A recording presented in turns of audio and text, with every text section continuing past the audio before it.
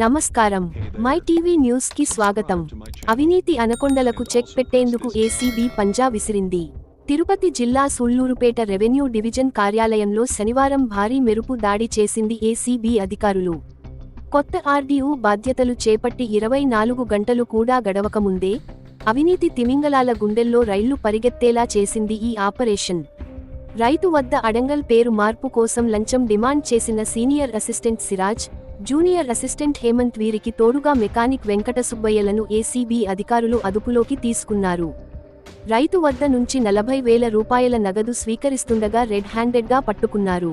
గత కొంతకాలంగా ఆఫీసులో అవినీతి జరుగుతోందన్న ఫిర్యాదుల మేరకు భూములకు సంబంధించిన కీలక ఫైళ్లు, రికార్డులను స్వాధీనం చేసుకుని విచారణ చేపట్టింది ఏసీబీ.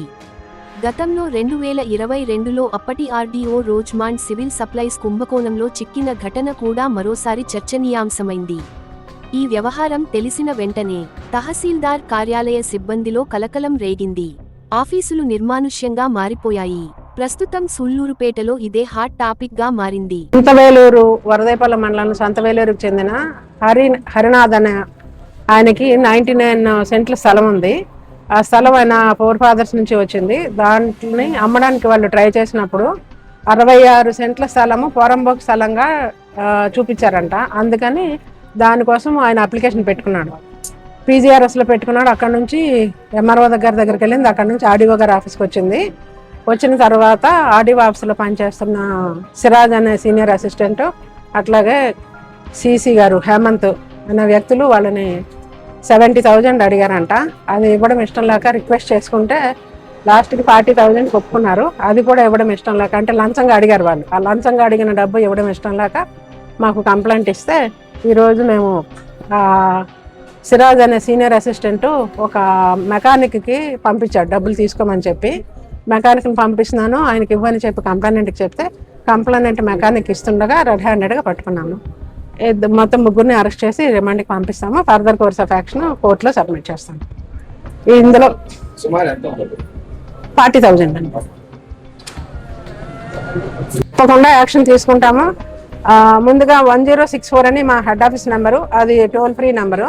సో దానికి ఫోన్ చేసి మీరు చెప్పవచ్చును. అలాగే తిరుపతి ఏసీబీ అధికారులు మేమందరం తిరుపతి నుంచి వచ్చాం కాబట్టి మా ఫోన్ నెంబర్స్ 9440444130, అలాగే 190, ఇంకా నంబర్స్ ఉన్నాయి, మీకు అన్నీ ఇస్తాము.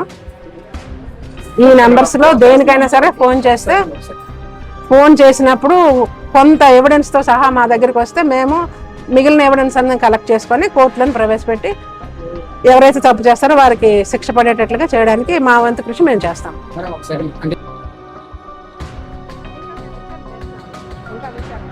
ఇంకా ఏం కంప్లీట్ అవ్వాలి, జస్ట్ ట్రాప్ అయింది. మేము వచ్చాం, మీరు అందరు వచ్చారు, మీరు ఇంతమంది వచ్చారు, మీ టైం వేస్ట్ చేయకూడదని చెప్పి మాకు ఉన్న సమాచారం మీకు చెప్తున్నాము. ఈ ట్రాప్లోని ప్రసాద్ రెడ్డి గారు అని అనంతపురం డిఎస్పీ గారు, ఆయన ట్రాప్లో ముందు ఆఫీసర్లు అడిగారు చెప్పనియండి. తర్వాత ఆయన తిరుపతి నుంచి 4 ఇన్స్పెక్టర్స్ మా స్టాఫ్ అందరం వచ్చాము.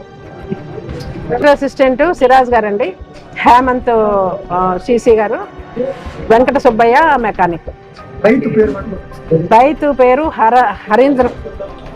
హరనాథ్, వాళ్ళ కొడుకు పూర్ణచంద్రరావు. పరిచయం ఉంది, ఆయన వాళ్ళతో ఫోన్లో చెప్పాడు. మన బస్ స్టాండ్ దగ్గరండి.